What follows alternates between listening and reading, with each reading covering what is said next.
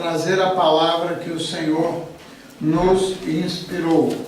E nós vamos pregar hoje no Evangelho de Jesus Cristo segundo Marcos, capítulo número 10, versículos 17 ao 31. Marcos, capítulo número 10, versículos 17 ao 31. Todos já o encontraram? Marcos 10, capítulo 10, versículos 17 ao 31. E assim diz a palavra do Senhor, em nome do Pai, e do Filho e do Espírito Santo. E pondo-se Jesus a caminho, correu um homem ao seu encontro e, ajoelhando-se, perguntou-lhe: Bom mestre, que farei para o quê? Para herdar a vida eterna. Respondeu-lhe Jesus: Por que me chamas bom? Ninguém é bom senão um, que é Deus. Sabes os mandamentos: não matarás, não adulterarás, não furtarás, não dirás falso testemunho, não defenderás, não defraudarás ninguém, e honra a teu pai e a tua mãe. Então ele respondeu: Mestre, tudo isso eu tenho observado desde a minha juventude. E Jesus, fitando-o, o amou e disse: Só uma coisa te falta. Vai, vende tudo o que tens, dá-o aos pobres e terás um tesouro aonde? No céu. No céu. Então, vem e segue-me. Ele, porém, contrariado com esta palavra, retirou-se triste, porque era dono de muitas propriedades. Então agora o Senhor Jesus vai falar sobre o perigo das riquezas. Então Jesus, olhando ao redor, disse aos seus discípulos: Quão dificilmente entrarão no reino de Deus os que têm riquezas. Os discípulos estranharam essa palavra, mas Jesus insistiu em dizer-lhes: Filhos, quão difícil é para os que confiam nas riquezas entrar no reino de Deus. É mais fácil o quê? Passar um camelo pelo fundo de uma agulha do que entrar um rico aonde? No reino de Deus. Eles ficaram sobremodo maravilhados, dizendo entre si: Então, quem pode ser salvo? Jesus, porém, fitando neles o olhar, disse: Para os homens é o quê? Impossível. Contudo, não para Deus, por quê? Digam, leiam. Porque para Deus tudo é possível. Então Pedro começou a dizer-lhe: Eis que nós tudo deixamos e te seguimos. Tornou Jesus: Em verdade eu vos digo que ninguém há que tenha deixado casas, ou irmãos, ou irmãs, ou mãe, ou pai, ou filhos, ou campos, por amor de mim e por amor do Evangelho, que não receba ninguém há que tenha deixado tudo isso, que não receba já no presente o quê? O centro de casas, irmãos, irmãs, mães, filhos e campos, como perseguições, e no mundo por vir, o quê? A vida eterna. Porém, muitos primeiros serão o quê? Últimos. E últimos primeiros. Esta é a palavra do Senhor para nós hoje. Senhor, nós pedimos que o Senhor abra a nossa mente e o nosso coração, para que a sua palavra penetre no nosso coração, na nossa mente, na nossa alma, e transforme a nossa maneira de pensar, Senhor. Perdoa os nossos pecados e leva-nos à vida eterna. Amém. Muito bem. O título da mensagem de hoje é Segura na mão de Deus e vai. Essa é a canção que nós cantamos, é o hino que nós cantamos. Segura na mão de Deus e vai. Aquilo que era impossível para aquele jovem rico, só é possível para o Senhor cumprir na nossa vida. Então, só tem uma maneira. Qual é? É a de segurar na mão de Deus e seguir adiante. Se a gente não segurar na mão de Deus, é impossível da gente ser salvo. Ao que parece, aquele homem jovem queria ter a certeza de alcançar a vida eterna. Parecia que era isso que ele estava buscando, ter a certeza de alcançar a vida eterna. Por isso é que ele perguntou a Jesus o que poderia fazer para ganhar o céu. Por isso é que ele perguntou a Jesus Cristo o que ele deveria fazer para ganhar o céu. Aí Jesus Cristo não falou nada de novo para ele. Por que razão? Porque desde que foi dada a lei e os mandamentos a Moisés e a geração de Moisés e as gerações todas que existiram durante o tempo do Velho Testamento, os mandamentos estavam lá para ser cumpridos. E quais eram e são ainda hoje os mandamentos que Jesus nunca veio para eliminá-los? Quais são? Não matarás, não cometerás adultério, não roubarás, não mentirás, não enganarás e honrai a teu pai e a tua mãe. Existem outros mais mandamentos, mas esses são os 10 mandamentos que foram transmitidos por Deus a Moisés para que ele passasse aquelas instruções para o povo que andava perdido. O povo que andava perdido. E o que é mais lindo é que na palavra de Deus está escrito que o povo que vivia em trevas, ele viu o quê? Ele viu a luz, porque o Senhor quer que nós caminhemos pela luz e não pelas trevas, como esse mundo de hoje caminha. Então, todos aqueles mandamentos, eles foram confirmados por Jesus Cristo. Portanto, se há pessoas que estão ouvindo essa mensagem e que vão ouvir no futuro e que acham que o que estava escrito no Velho Testamento já não vale mais, estão equivocados, porque Jesus veio para cumprir a lei, já que está escrito também que todos pecaram e carecem de quê? Da misericórdia de Deus. Não tem uma pessoa que tenha cumprido todos os mandamentos.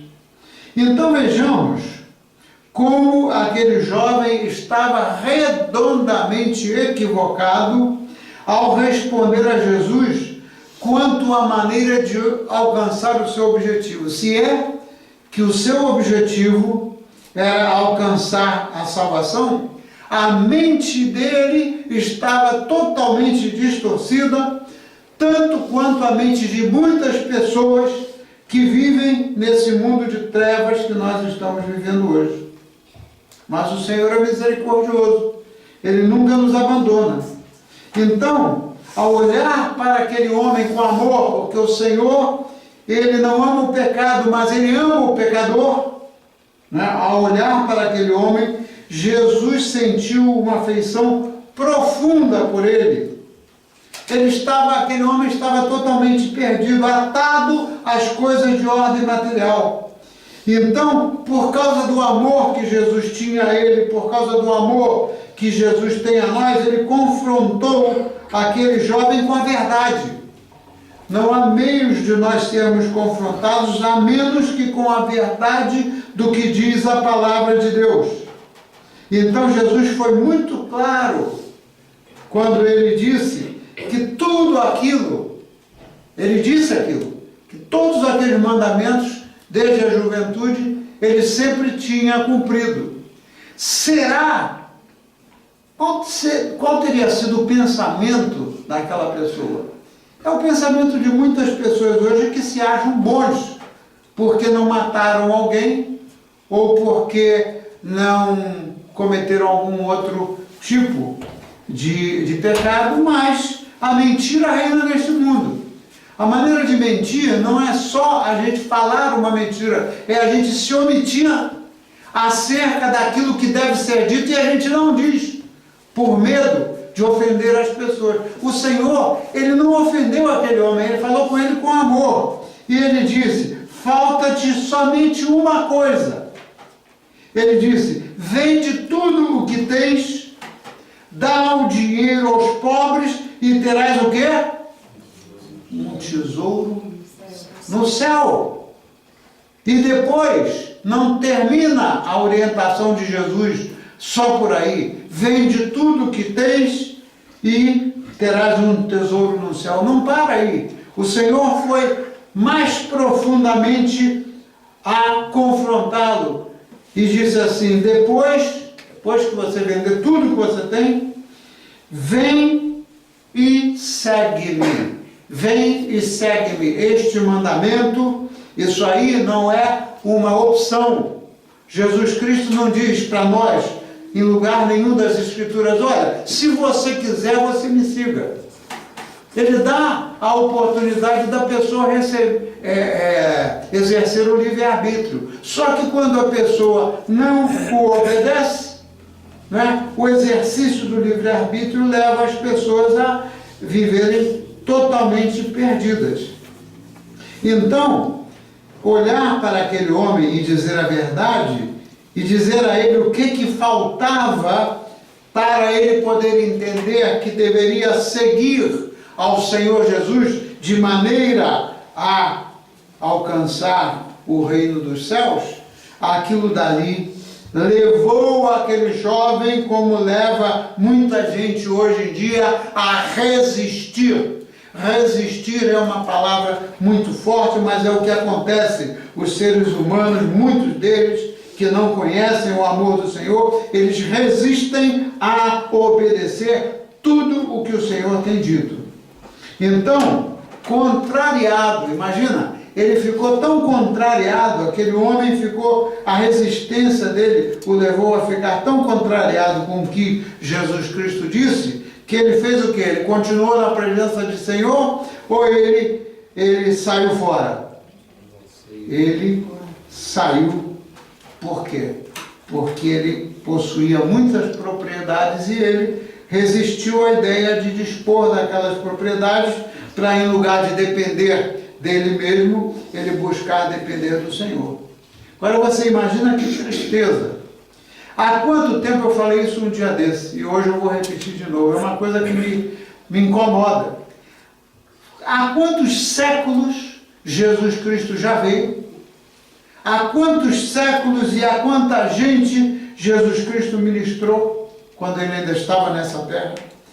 Há quantos séculos não somente os apóstolos, mas a igreja de Cristo que prega o verdadeiro evangelho, vem insistindo, como nós insistimos, não em invenções do homem, mas na palavra de Deus, e desafortunadamente, muitas e muitas e muitas pessoas, elas morrem e tomam um outro destino porque resistem de aceitar o amor e a misericórdia de Deus.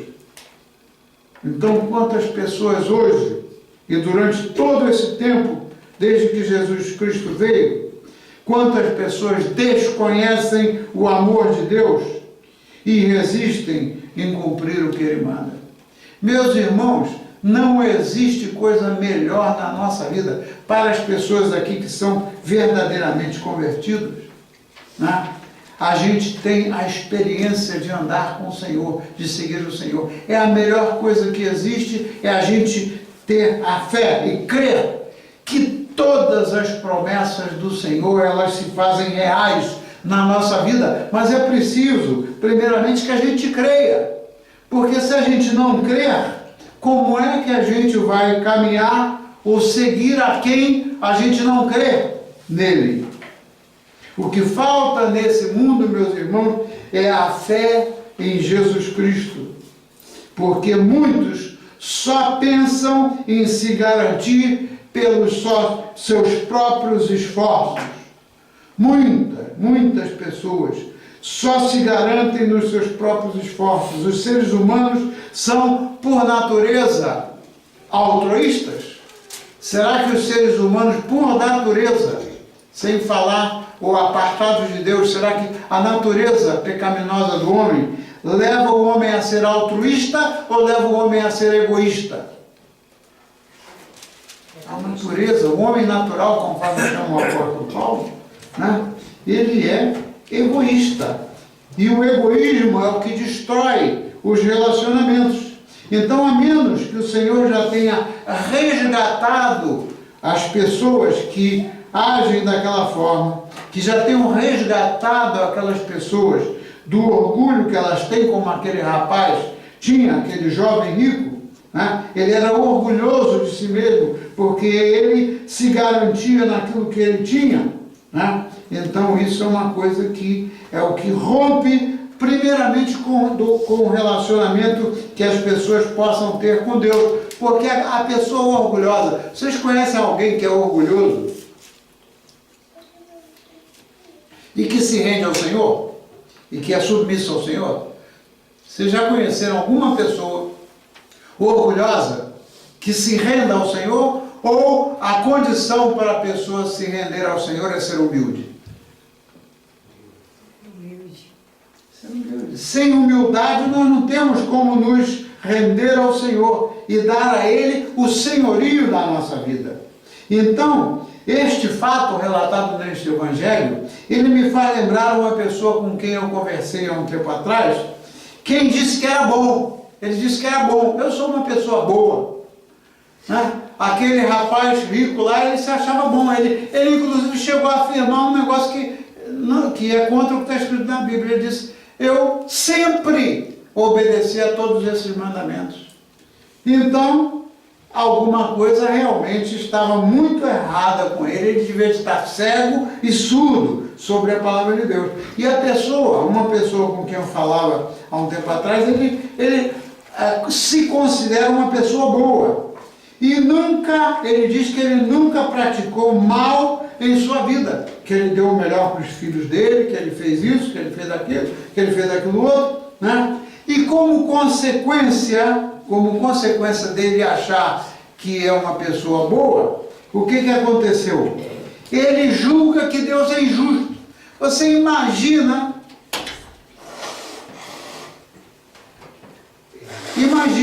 uma criatura humana,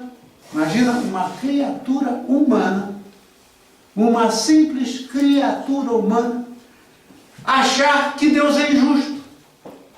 Será que tem alguma coisa errada na vida de alguém que acha que Deus é injusto? Não é?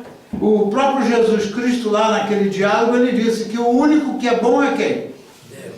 E obviamente, se ele é Deus, se ele é o Filho de Deus, e se ele tem a mesma natureza de Deus, então o Pai e o Filho e o Espírito Santo, esses sim, estão na categoria daqueles que são bons, porque questionar a Deus, como aquele homem questiona, sobre o porquê daquelas coisas que acontecem com ele, demonstra uma falta, número 1, de reverência a Deus. A pessoa que tem temor e é reverente a Deus, ela não questiona o Senhor, ela não vive indagando o porquê das coisas que acontecem. No episódio deste evangelho, Jesus sondou o coração daquele jovem rico e observou claramente o orgulho dele. E o fato é que o desafio de Jesus àquele jovem expôs claramente a barreira que impedia aquele jovem de entrar no reino dos céus. Qual era a barreira que impedia aquele homem jovem de entrar no reino dos céus? Era porque ele era magro? Era porque ele era gordo? Era porque ele era bonito? Era porque ele era feio? Ou era por causa de quê? Por causa do amor a quem? Por causa do amor a Deus? Por causa do amor ao dinheiro. Que coisa triste, meus irmãos. Que coisa triste, triste, triste. A gente vê pessoas que lutam a vida inteira. E mesmo quando ficam velhos. Eu estou dando uma palavra de amor para pessoas que eu sei que estão ouvindo essa mensagem, mas é uma palavra de amor porque eu não quero ver aquelas pessoas terminarem as suas vidas trabalhando para acumular riquezas. Pelo amor que nosso Senhor Jesus Cristo tem a nós e tem a todos os que estão ouvindo essa mensagem, nós não temos mais tempo para perder na nossa vida buscando nos garantirmos em nós mesmos e na acumulação de riquezas. Então esse fato, esse episódio do Evangelho de hoje me fez lembrar aquela pessoa com tristeza. E eu falei com ele, no meu diálogo com ele, e eu espero que o Senhor abra a mente e o coração dele e de todas as pessoas que atuam ou pensam da maneira que ele pensa. Eu falei com ele sobre aquela passagem que está escrita que buscai primeiro o quê? Buscai primeiro o reino de Deus e o quê? E a sua justiça, não é a nossa justiça. E todas as demais coisas lhes serão o quê? Acrescentadas. Eu fico triste de ver quando tem pessoas que se omitem ao falar a verdade de Deus para outras pessoas. Aqui, a cultura é a de não ofender as pessoas. Eu não vou falar isso com essa pessoa, porque senão essa pessoa vai se ofender. Depende da maneira como a gente fala. Se a gente confrontar a pessoa em amor, como fez Jesus Cristo com aquele homem, não pode haver ofensa, porque onde há amor, a verdade flui. Mas aonde há o engano, onde há a mentira, onde há a omissão, aí o amor não vai fluir. Então veja só, o que Jesus disse para os seus discípulos a respeito de se desprender das coisas materiais, a respeito de deixar tudo mais em segundo plano. Esse evangelho é para ser lido outras vezes, se vocês quiserem, porque a cada vez que vocês lerem, Deus vai abrir a mente de uma forma mais clara e dar a vocês algumas ideias de como abordar as pessoas. Mas a palavra-chave aí é a gente se desprender de todas as demais coisas, porque Deus tem que estar em primeiro plano e não em segundo, terceiro e quarto plano na nossa vida. E para isso só existe uma maneira, é de nós seguirmos o Senhor Jesus. Então veja o que Jesus disse para os discípulos. Filhos, quão difícil é o quê? Para os que confiam nas riquezas, entrar no reino de Deus. É mais fácil o quê? Um camelo passar pelo fundo de uma agulha do que entrar um rico no reino de Deus. Um rico que tem amor ao dinheiro, porque pode ter rico que não está agarrado com dinheiro. Então essa é uma ótima comparação para a gente ver que a lógica de Deus é diferente da nossa. Se for falar sobre esse exemplo com uma pessoa que não conhece o Senhor, A pessoa vai dizer, você está dizendo abobrinha, você está dizendo besteira. Como é que pode imaginar que um camelo vai passar no fundo de uma agulha? Mas a lógica de Deus é uma lógica diferente da nossa. Aquele exemplo que Jesus Cristo deu é um paradoxo. E o que é um paradoxo? Eu fui ao dicionário para ser fiel à definição de paradoxo. Paradoxo é um pensamento ou argumento. A gente às vezes foge os melhores argumentos para defender o ponto de vista que a gente quer, não é? Então, o pensamento é um pensamento, paradoxo é um pensamento ou um argumento que contraria os princípios básicos e gerais que orientam o pensamento humano, ou desafia a opinião e a crença ordinária e compartilhada pela maioria.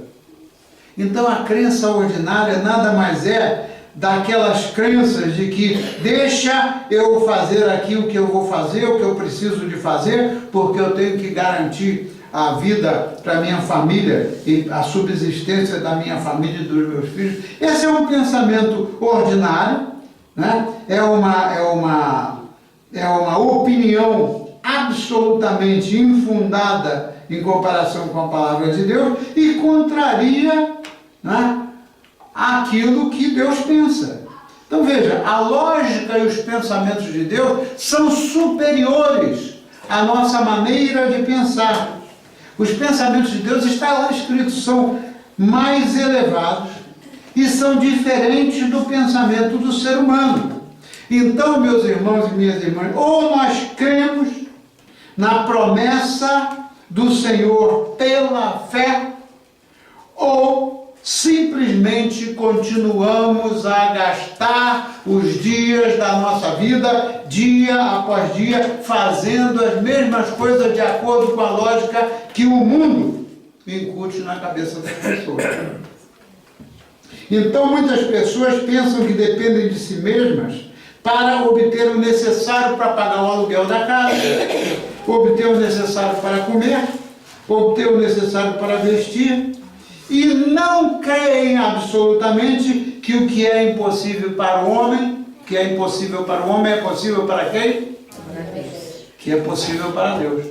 Então, meus irmãos e minhas irmãs, veja só, a salvação é algo sobrenatural, vai muito mais além do que nós podemos ter de melhor intenção para ganharmos a vida.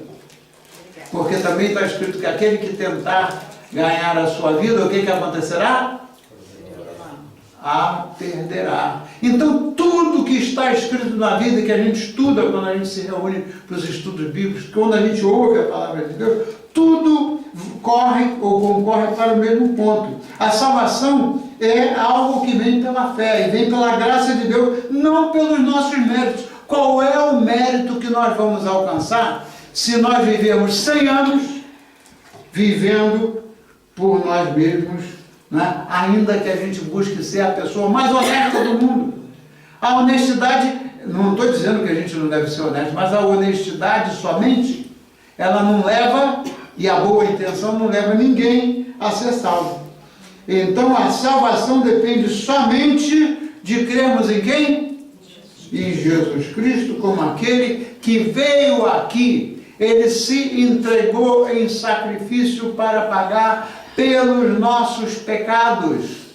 E se nós cremos nele como nosso Senhor e Salvador, e entregamos a nossa vida para ele tomar controle da nossa vida, então o peso do pecado sai das nossas costas. A preocupação, a ansiedade, tudo que afeta as pessoas deixa de existir. Muito bem. Então ele veio para nos reconciliar com o Pai. Sem ser por meio de Jesus Cristo, nós continuamos afastados de Deus, porque não há reconciliação com o nosso Criador, a menos que a gente creia em Jesus Cristo. Por isso que os discípulos se admiravam, dizendo entre si, o que eles estavam dizendo entre si? Quem poderá, pois, salvar-se? Essa é a pergunta que se coloca. quem poderá, pois, salvar-se por si mesmo? Meus amados e minhas amadas, quando nós falamos de salvação e quando nós falamos de vida eterna, muitas pessoas não se dão contas de que a fé na salvação eterna, ela produz resultados enquanto nós estamos aqui.